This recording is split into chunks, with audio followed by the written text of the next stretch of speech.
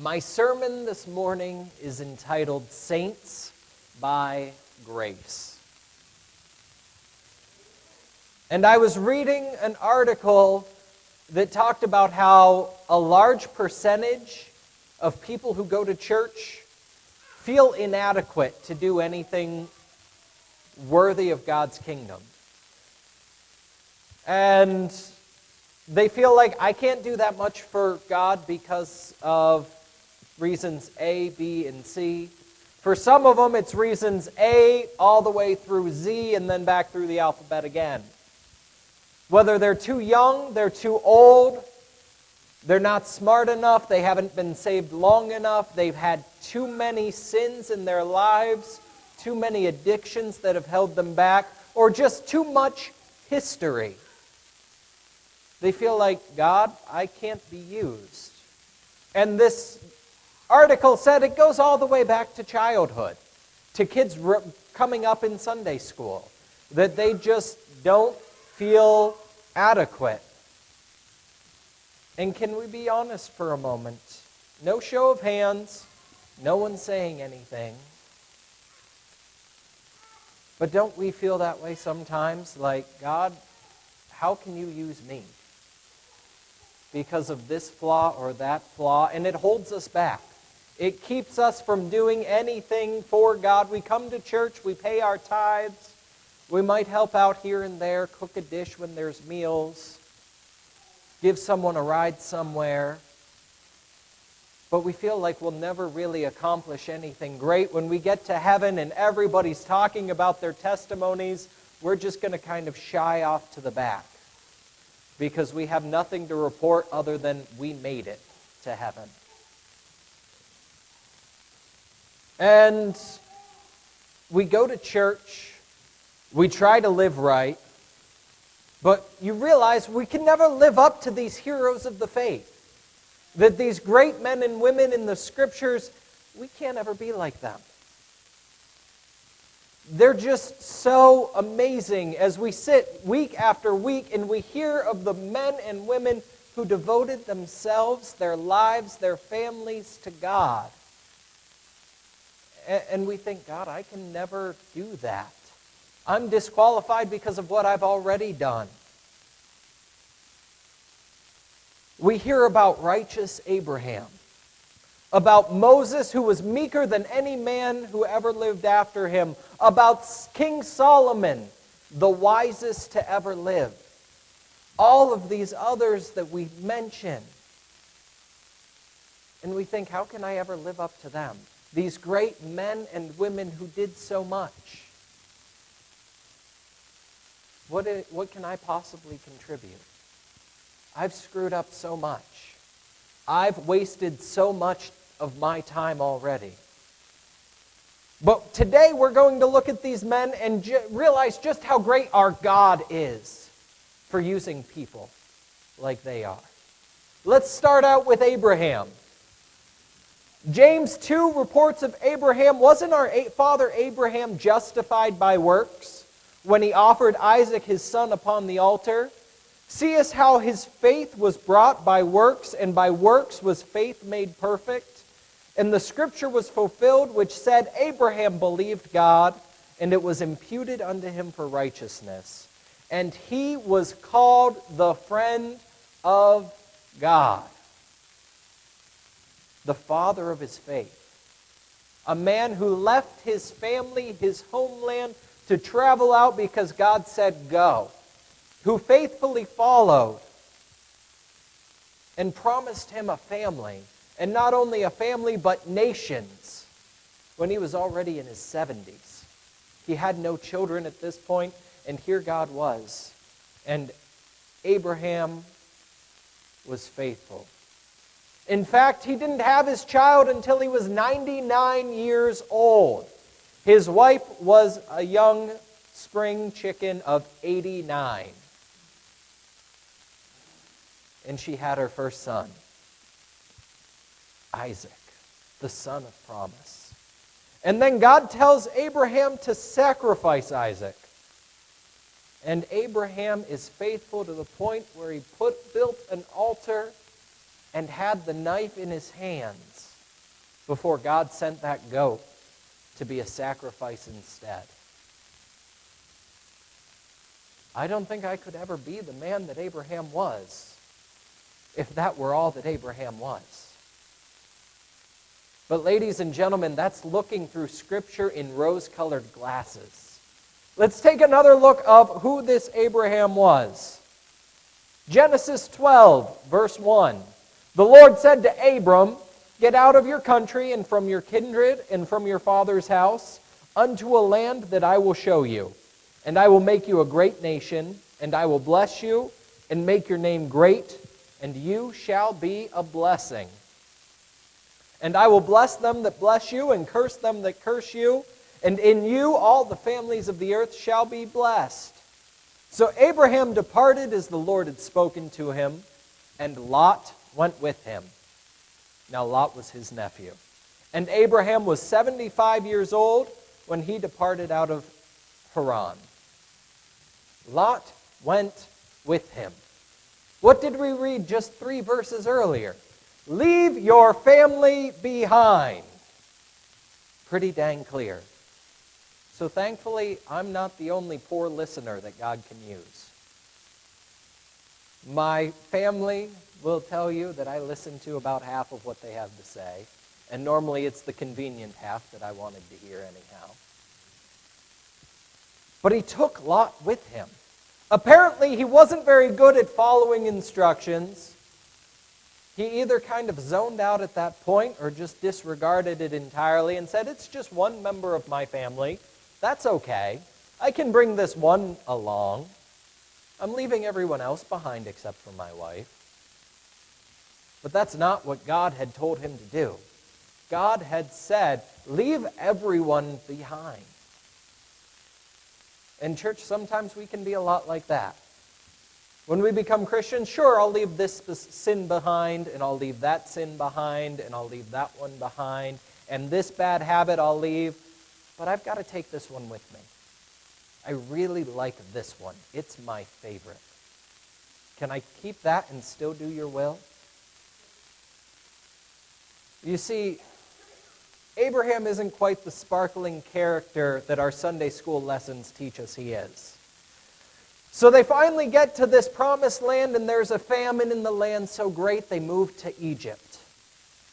And in verse 11 of chapter 12, they get to Egypt, and it came to pass when they entered in that he said unto Sarai his wife, "Behold, I know you are a beautiful woman." He definitely knew how to flatter. "Therefore it shall come to pass that when the Egyptians see you, they will say, 'This is his wife.' And they will kill me, but they will save you alive. So I pray you, say that you are my sister, that it may be well with me for your sake, and my soul shall live because of you." Definitely not the boldest man I've ever heard of. Don't tell them I'm your husband, because then they might just kill me and take you for themselves. But instead, tell them I'm your brother. And you see why Abraham thought this was such a great idea is because their culture was so much different than ours today. You see, back then, men would have so many wives that they couldn't be in charge of keeping track of all their children, or of caring especially for their daughters. So their society was what was called a fraternal society, where the oldest son of a mother would take care of all of his sisters. In fact, it was such a brotherly society that other men would have to go through the brother to marry the sister. And Abraham figured, well, we'll get to Egypt, and they'll have to come and ask me if they can marry my sister, and I'll tell her, no, you're not good enough, or you're not rich enough, or you're not powerful enough. And all of that worked great, until Pharaoh himself wanted Sarah to be his bride. And Abraham couldn't think of a reason or a way to deny Pharaoh. So he had to admit it. So this is Abraham, the coward, who doesn't listen to what God has to say, who kind of ignores God's in total instructions, thinking that he can get away with keeping Lot, the one who feared men so much that he had his wife lie for his own sake. And then, not only that, but Abraham starts to get a little impatient because 75 goes by, 80 goes by, 85 goes by, 90 goes by, 95 goes by, and he still doesn't have a child. So Sarah says to him, look, I have this handmaiden from Egypt. Since I own her, if you have a child by her, it's still technically mine. So Abraham was impatient. He wasn't willing to wait on God. And he laid with this handmaid, and Ishmael was born. And God said, nope, that's not the child of promise. That's not the one that I spoke of. You're going to have a child by Sarah. You see, this isn't exactly the hero that I had mentioned earlier. This is just another guy who didn't follow instructions, if he even read them in the first place, who was afraid of what others would do to him, and who was impatient and acted in his own haste. That sounds a little more relatable to me than righteous Abraham. And he was still, after all of this, it's the same man who was righteous, who God called his friend.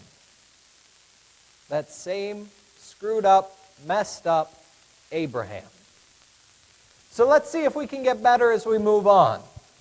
The next we have Moses. Moses, the deliverer of Israel, the scourge to Egypt, the bringer of the law and the covenant of God, the architect of the temple, or at least the tabernacle. Exodus 33:11 says, the Lord spoke to Moses face to face, as a man speaks to his friend. And he turned again into the camp, but his servant Joshua, son of Nun, a young man, departed not out of the tabernacle. Church, I believe that's what we all want. A relationship with God where we're talking to him face to face like we're friends. A relationship where we're so open with him. He'll discuss his plans with us, and we can discuss our thoughts with him and plead with him when the time is there. Once again, that's just the Sunday school version. Just the rose-colored glasses of history that we put on our heroes. Because Abraham wasn't the only one who tried doing things his way. In Exodus 2, we understand that Moses was raised by the Egyptians. But we see that in his heart, he knew that he was meant to be more, that he was meant to deliver his people, that God had put him there for a reason.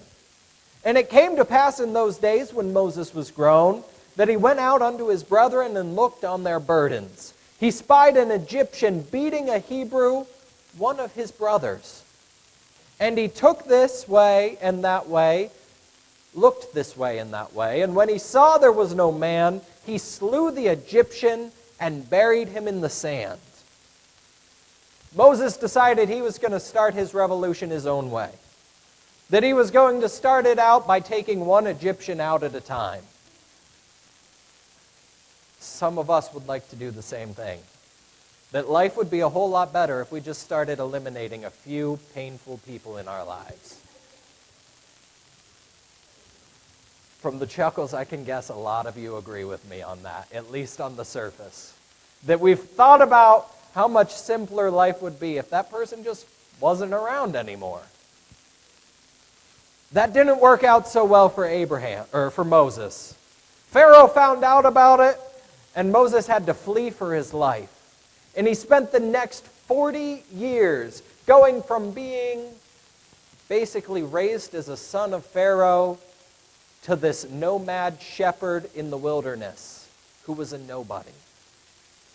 40 years he spent tucked away because he tried things his own way. Moses was nothing shy of a murderer. in all honesty. And so that 40 years goes by, and he's out with his sheep one day, and he sees this bush that is burning, yet not being consumed by the fire. And as he gets close, God tells him that you will be my deliverer of Israel. Finally, 40 years have gone by from when I first tried this. Now's my time to shine, is not what Moses said. In fact, Moses tried to use any excuse he could to not be the deliverer of Israel. 4 denials. The first thing is, who am I to do this? Who's going to listen to me? I've been in the wilderness for 40 years outside of this country. Who knows if they'll even remember my name? And when God says, I've chosen you, do it anyways, he says, who will I even say sent me? I don't even know who to say you are, God. I don't know you well enough to share what you have for me to share. A lot of us feel that disqualified, that we don't know God well enough to really share his message with others. And that was what Moses was crying, was, who am I to say who sent me? And God responded, you'll say that I am sent you. The one who is all abiding, who was and is and ever will be. Well, who's going to believe that I even talked to you? I mean, I'm just some guy from the desert who's coming in and saying, God told me I'm going to deliver you guys, so if you want to follow me, the exit's this way. Who's going to believe me, God? And I feel like at this point, God rolled his eyes and said, what's in your hand? A walking stick. Toss it on the ground, and it became a serpent. You see, God was willing to equip him to do the ministry that he had to do. So this wasn't enough. He had just seen a miracle in front of his eyes. There was a burning bush and a voice coming from it. The God of history was calling to him and saying, go and do this. And finally he says, I don't speak well enough to be an ambassador. I kind of slur my speech. I mutter, I stumble along. Maybe he had a stutter. He had reared. That's the word I wanted. He had been reared in the palace of Pharaoh. If anyone knew how to speak originally, it would have been Moses. But 40 years in the desert had killed his self-esteem, that he didn't have faith that when it came time to talk, he wouldn't just be tongue-tied. In church, I feel a lot of us are that way. That what if they ask me a question I don't know the answer to? Or what if I screw up and say the wrong words? What happens if I do this wrong, God? This is the kind of a guy I can relate to. A kind of guy who really was afraid of what God was calling him to do. Who wasn't ready for it, even though he had tried to do it on his own 40 years before. Any excuse he could think of. So now we have a tongue-tied murderer with low self-esteem. That's the hero of our faith, one of the many. Doesn't sound too awful impressive, does it? But it goes on, because that's not the last thing he does. We find out that he's afraid of what others think of him. You see, while they're in the desert, after they've been delivered, after God has sent the plagues and delivered them, had parted the Red Sea and closed it behind them, after food had fallen from heaven, God says, go out and smite this rock and water will pour out from it. So he goes out and he does as God had commanded. And water pours out and the nation has the water to drink from a rock. The second time, they're traveling, always traveling, wandering through the Sinai Peninsula for 40 years. There comes another spot where he says to Moses, Moses, gather all the elders. Gather all of these people who really keep you where you are. Gather them all together because you're going to bring water out of this rock. And so Moses gathered everyone together, including his brother Aaron, And he went to this rock, and he waited for the command, and he expected God to say, now smite this rock. He said, now talk to this rock. You want me to what? Talk to this rock. God, they're watching me. Talk to this rock. God, they're going to think I'm crazy because you can't just talk to a rock and have water come out of it. Talk to this rock. I tell you what, God, I'm just going to hit it again. And that's exactly what he did. He hit the rock again, and water poured out. And God said to him, for this reason, you will not lead the people of Israel into the promised land. Because he was more afraid of what the men and the women around him thought of him than what God had told him to do. And church, I'll be entirely honest with you, I have done that before. I have heard God speak to me and say, do this, and I have done nothing. Because, God, if you don't come through, I'm going to look like an idiot. That is one of the heroes of our faith. Next, we have Solomon. Great King Solomon, who built this glorious temple that was coated with gold on the inside, that made Israel so wealthy that silver was just kind of kept in bins outside of the city of Jerusalem because there was so much gold. They were so plentiful that two women came before him. Neither of them had husbands, and they said, this woman stole my baby. And she said, no, it's my baby. You fell asleep and crushed yours. No, this woman stole my baby. And Solomon, in all of his wisdom, unable to do a test to see whose child it really was, they didn't really have those machines back then, had to go. There was no way, one or the other. They were probably all very similar looking, so you couldn't even say, well, you're a redhead and the baby's, brown. That doesn't quite work out. They were all probably very similar, especially as infants. So Solomon had no way of really judging, so he said, okay, here's how we're going to settle this. We'll chop the baby in half and give one half to you and one half to you. Problem solved. And one woman said, fine, go ahead and do it.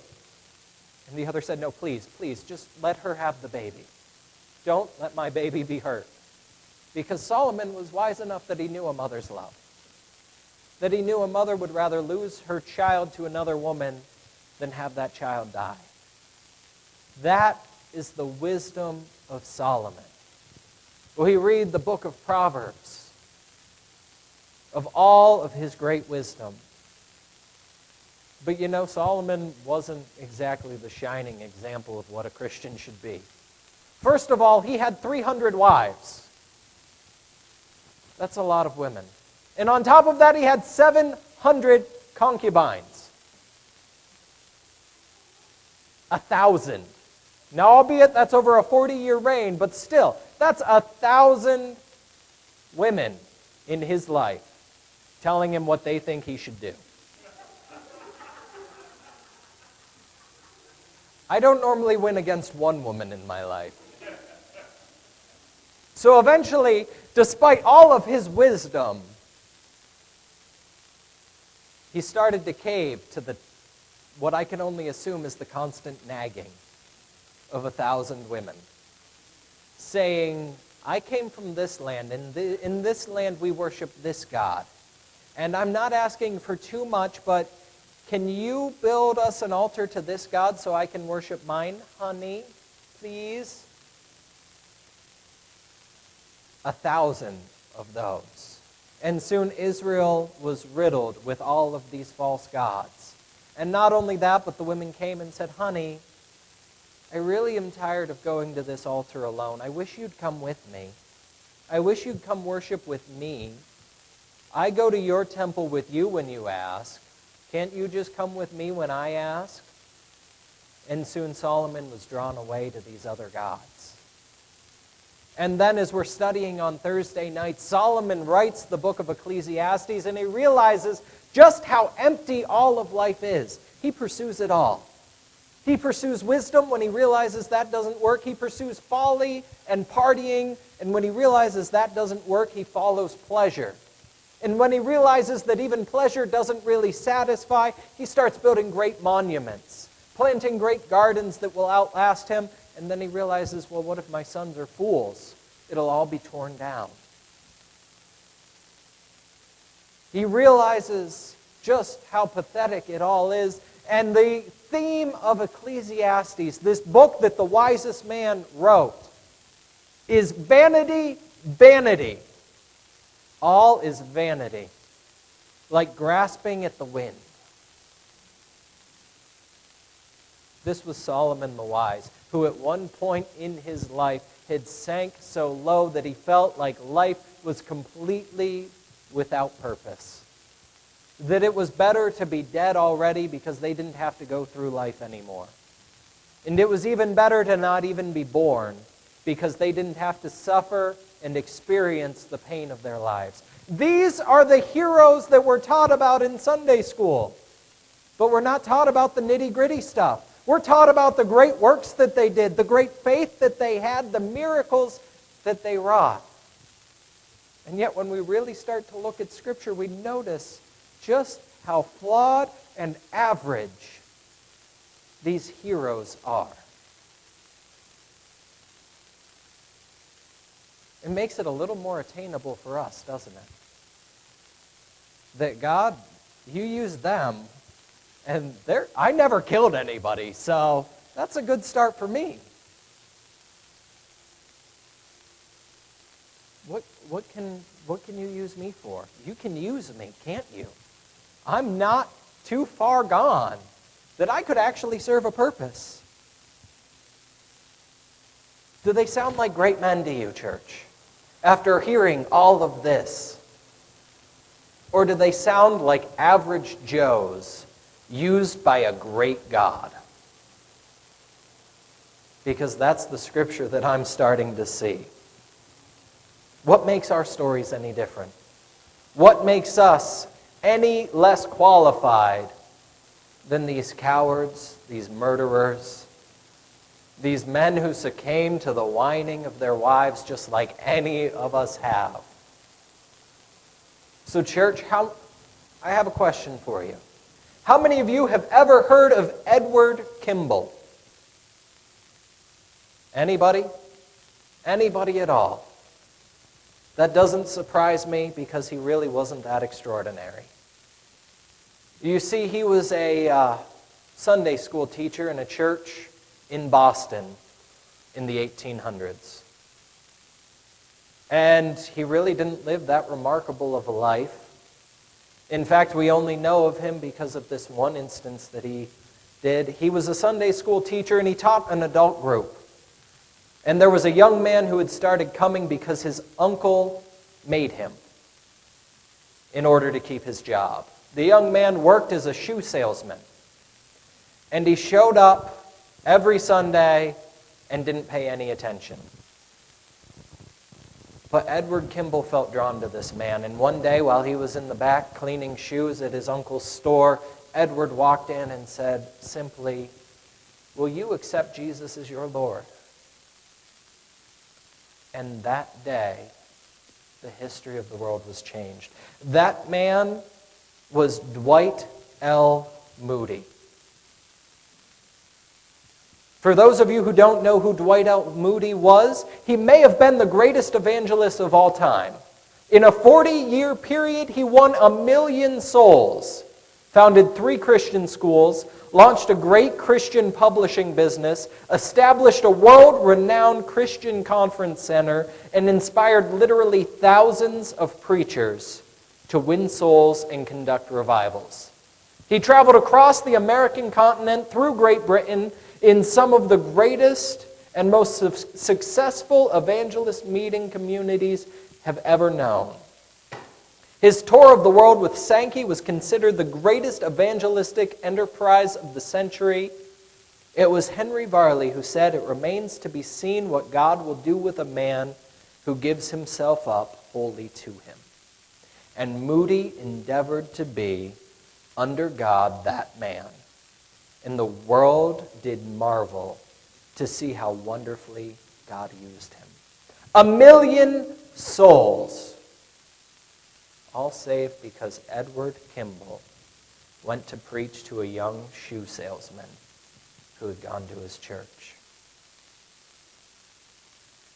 And that's not where the story ends. You see, when Moody was in Great Britain, he impassioned a pastor whose name was Frederick Mayer to become an evangelist. And this evangelist in turn emboldened William Chapman to follow in his footsteps. William Chapman's ministry touched Billy Sunday, whose evangelistic crusades reached out to a 16-year-old North Carolina boy named Billy Graham. All of this legacy of the church ties back to a Sunday school teacher in Boston named Edward Kimball. How the world might be different if he hadn't have taken the time to reach out to what he himself called the darkest mind he had ever seen. Church, some of us in here are called to do great works, to reach out to entire groups of people and do great ministries and miracles for God. And all of us are called to be his witness, to save the lives of those we come in contact with. Who knows how history will ripple out? We heard about Bruce today, who saved 3 people while he was out on a jog. And who knows how their lives will be affected and how they will be changed and how the history of the world will be changed because of what they did. Because of what Bruce was a part of. So what do we do? How do we become someone who can be used by God? How can we change enough that, okay, God, I'm ready?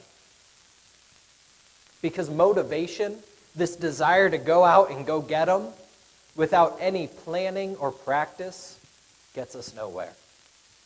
We've all seen those inspirational sports movies with the team who's losing at halftime and the coach says, go on, get out there, you can win this. If those players didn't have any training, it doesn't matter how good of a coach they have. If all he could do was tell them how great they are and how they can go out there and they can win, but they didn't know how to play the sport, they had no chance. So what are the practical tools? What can we learn to do? The first thing is fix ourselves. Fix ourselves. Because it's unfitting for the children of light to live in darkness. So many people say, I don't want to be a Christian because they're just like me, only hypocrites. Because they don't acknowledge the sins that they have. Or they think that just because they go to church on Sunday, it makes up for it. I don't want anything to do with people who are like that. You see, I didn't even bother to bring up David earlier. Because everybody knows about his sin with Bathsheba. About how he murdered a man just because he had an affair with the man's wife and got her pregnant. And all that followed out of that, the lies, the deceit, the trickery. But I do want to touch on one verse out of that story, and it's Nathan, the prophet, when he's giving his judgment to David. 2 Samuel 12:14. Howbeit, because by this deed you have given great occasions of the enemies of the Lord to blaspheme, the child that is born shall surely die. You have given the enemies of the Lord a reason to blaspheme. Church, that's what our sin does. Especially when people know we're a Christian. It makes it very hard some days, working the job that I work, to remember, first of all, I'm a Christian and a pastor. Because trust me, my coworkers are the first ones to call me out on it when I slip up. Is that how a Christian acts? Or how a Christian should act? And I have to be honest and say, no, you're right. It's not how I represent Christ. But I'm flawed. But church, we have to work on that. We can't bring our lots, those sins that we decided to bring with us, we can't keep them anymore and go where God truly wants us to go. The first thing is we have to fix ourselves. Remove that plank from our own eye before trying to remove the speck from our brothers, as Jesus put it. The second thing is know what it means to be a Christian and how to become one. If someone were to come up to you and say, could you help me become a Christian? Would you be able to do it? Would you be able to show them what it means and to lead them to Christ? Or would you say, come with me Sunday, my pastor will show you? We need to be prepared. We need to know what we're talking about. To know that it's more than just a prayer you say and go on with life. Did you know that the sinner's prayer didn't exist before the 1800s? That in all of Christian history up until that point, the symbol of becoming a Christian was simply to get baptized, not say some prayer. To show a changed life. So we have to be prepared. We have to know and study to show ourselves approved. And finally, each and every one of us has to be bold enough to get out there and do what God has told us to do. We can't just have all of this knowledge and do nothing with it, because we have a lot of Christians who are doing that. They know the Bible seems cover to cover, yet they've never gotten anyone saved. They've never done any ministry of value, though they know all the stories, they know all the truth. They've kept it to themselves because they fear what people will think of them. And church, for that, I leave you with this verse. How then shall they call on him in whom they have not believed? And how shall they believe in him whom they have not heard? And how shall they hear without a preacher? Ladies and gentlemen, there is a world outside these doors who is longing for what we have. Who is longing to know, what's the point of all of this? Why am I even bothering? Who wants to know that there is more to life than simply paying the bills and raising children. That a Saturday night at the bar isn't the best thing that can happen, but it's the Sunday morning in church that can completely change our lives. And yet, how will they ever know that if we remain silent? If we don't preach and share the gospel? And it can be as easy as, do you know the gospel? Do you know the gospel? Then will you accept Jesus as your Lord? Those two very simple questions. Especially if they answer yes to the first one.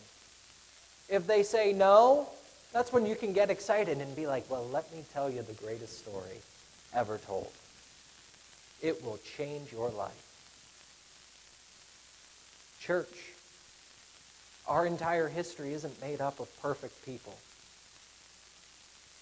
Paul was a murderer. Simon was a zealot. Peter had a big mouth. And it got him in trouble a lot. But he kept trying and he kept going, and he was always willing to serve. The saints throughout history come with their stains that the church, we kind of try to cover it up, to hide that shame. But it's true.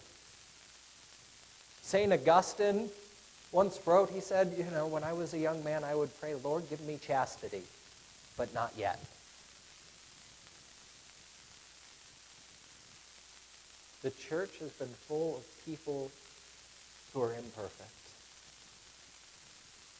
Thank God, because I'm nowhere close to qualifying if perfect is the standard. I've screwed up a lot. My wife could tell you stories. My parents even more. My friends might have a few that they don't even know about. But that doesn't disqualify us, church. Your history doesn't disqualify you. Your present doesn't disqualify you. Because God is willing to use you. Just as he used cowards and murderers throughout history. But we must be willing to open our mouths and preach.